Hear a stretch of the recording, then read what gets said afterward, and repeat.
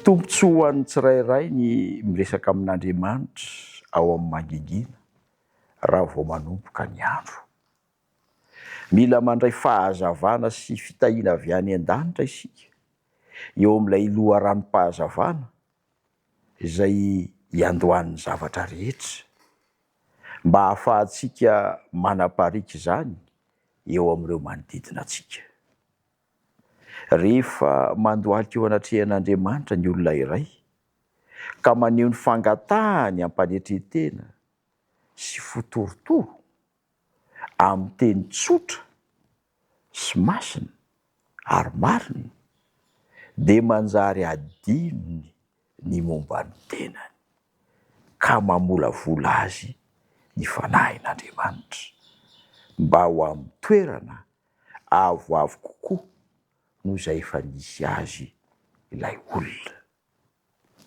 Tena kasitrahan'Andriamanitra ny fiankinantsika aminy fa ilay izy mandre nivavaka mitozo ataontsika, mivavaha ka aza mitsahatra hoy ny fanambarany.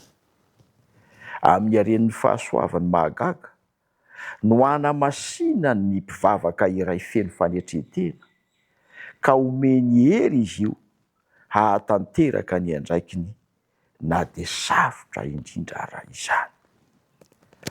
Ataovy toy ny ho an'ny Tompo avokoa ny asa rehetra ataonao ka izy no hanandratra sy hanamasina ny fanompona hatramin'ny bitika indrindra. Amin'izay fotoana izay dia manjary manana fahamendrehana vaovao ny teny, ny fihetsika, ny asa izay tanterahanao isan'andro isan'andro. Mifandray amin'ny anjely ianao ilay mpiasa ka manjary ilay tsotra indrindra iny dia homembo ny nahatra eo amin'ny sehatra rehetra izay misy ianao.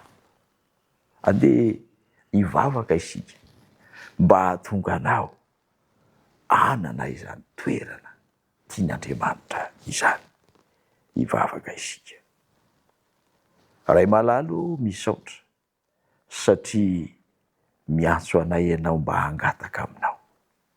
Meo fo sy saina tsotra izahay hiasa ary ho sahy hanatona anao ka ao amin'ny seza fiandrianan'ny fahasoavan'ny zanakao dia hanana fahasahiana izay ny handondona ny famindram-pony ho aminay. Aza manafina ny tavanao satria fantatray fa miaino anay ianao. Meteza hitsinjo anay ary arotsay aminay Tompo ny fitahian'ny lanitra mba hitomboanay amin'ny anaran'i Jesosy. Amen.